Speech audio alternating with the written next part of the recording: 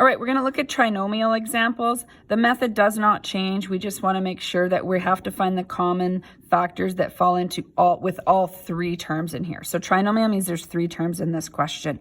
So I'm going to look for the greatest common factor between 6, 12, and 18. So what is the largest number that goes into all of them? So the largest factor of 6 is 6. So if I look, 6 goes evenly into 12 and 18, so that must be my GCF. Then I look at the variables.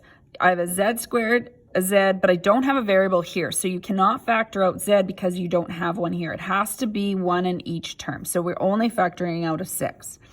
All right, open up your brackets. Now it's important to remember that you need, we call it a placeholder. 6 divided by 6 is 1. You want to make sure you write that 1 there.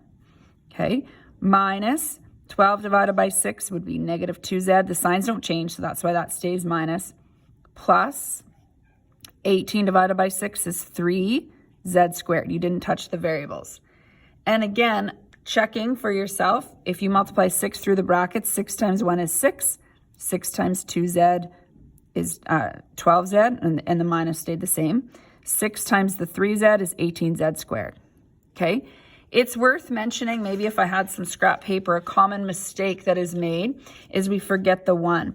And if we forgot the 1, we would have negative 2z plus 3z squared. You would catch that mistake when you check this. If there's 3 terms in your question, there needs to be 3 terms in your brackets. Because if you were to multiply this through again, right, how would you get that missing 6 back? You need to have the 1 so that you have 6 times 1. So that's one way you can kind of remember that. All right, I made a very similar question up for number 6 so that you can try that before watching the next video.